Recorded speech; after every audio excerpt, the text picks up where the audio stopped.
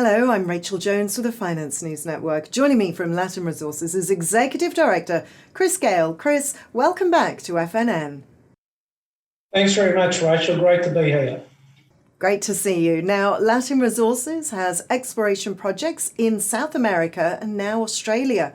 Can you tell us more about this? Our, strategy has always been to develop our projects in South America to get them to a certain point where we can attract quality joint venture partners or JV partners.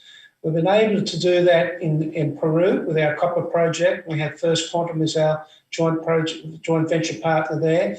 But in recent times, we've just secured Integra Capital, a private equity group who's based in Argentina, and they will commence, funding, but using our exploration expertise to help them develop our lithium projects in Argentina. And basically now we have all of South America fully funded with our JV partners. So we decided to look at a few projects here in Australia. Around October of 2019, last year, we secured the Newberry Halloysite Kaolin project here in Western Australia. And earlier this year, we secured the Urara Gold project in the Lachlan Fold in New South Wales. Thanks, Chris. Now, our audience would be familiar with your Catamarca lithium project. Can you tell us about this first? Yeah, look, we've drilled that project 2 years ago. We came up with some very good, grades compared to here in Western Australia. We typically get 1 to 1.5% grade in our hard rock spodumene here in WA. But we were getting around 1.5–2% in our grades in Catamarca. It's an excellent state to carry out mining, and with a locally based finance partner in Integra Capital, we can actually move forward and start to develop those projects. We'd like to think fairly quickly. Now, as you mentioned there, Chris, in Peru you have a JV with a subsidiary of Canadian copper producer First Quantum Minerals. How is that progressing? It's going quite well, Rachel. The only issue we have there, of course, is this COVID in Peru. They are still we're still getting around 5,000 to 6,000 COVID cases a day, which is terrible for that country. So it's really constrained us to some extent. We hope to get back on the ground and finish our geophysics on that particular project over the next couple of months, but we have to be mindful of what's happening in that country. It's still in lockdown. So once we finish those geophysics, that will help us define our drill targets, and then we hopefully can move into drilling once that's finished. But at the moment, there's some severe restrictions there, and obviously makes it very tough for the company to move forward on that project. Now back to Australia. You have a gold project just north of Albury in the Lachlan Fold Belt. What does it contain and what's planned for there? Well, this particular project we picked up, the Urara Gold project, there is lots of historical workings. And typically when you're looking, and certainly we use this method in South America a lot, we go and try and find where the old timers have been looking for certain minerals. In this aspect, it's gold. There's some high-grade zones through there.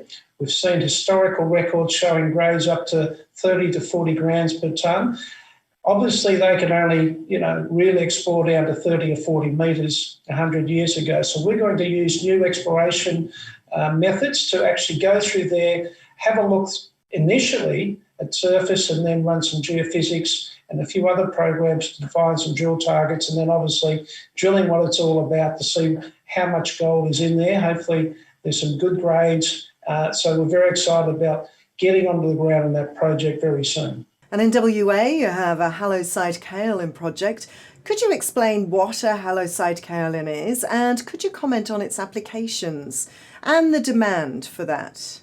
Yeah, certainly. Typically, the traditional applications for kaolin, and certainly halloysite to some point, has been paper and ceramics. But of recent times, with a number of new methods, patents being put out there, and certainly halloysite used in nanotechnology, certainly in battery and construction industry, is once again strengthened concrete, that type of thing. So we're seeing more and more applications grow, which is driving the demand for kaolin halloysite, which is driving the price up. So it is a really good business to be in at the moment. We're finding that there's strong demand certainly 2 or 3 companies here in WA. I noticed one company, WA Kaolin's, about the list.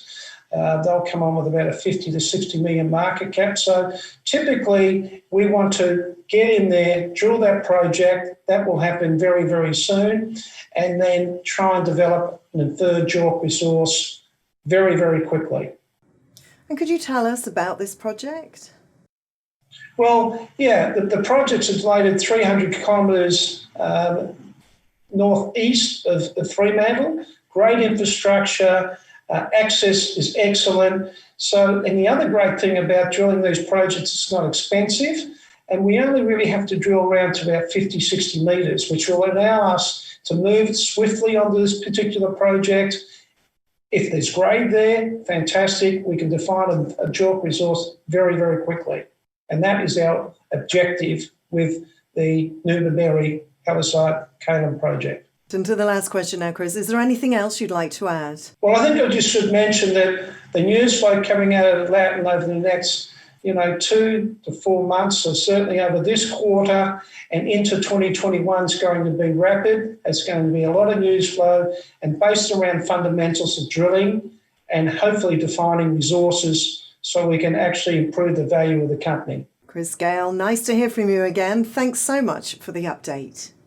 Thanks very much, Rachel. Thank you.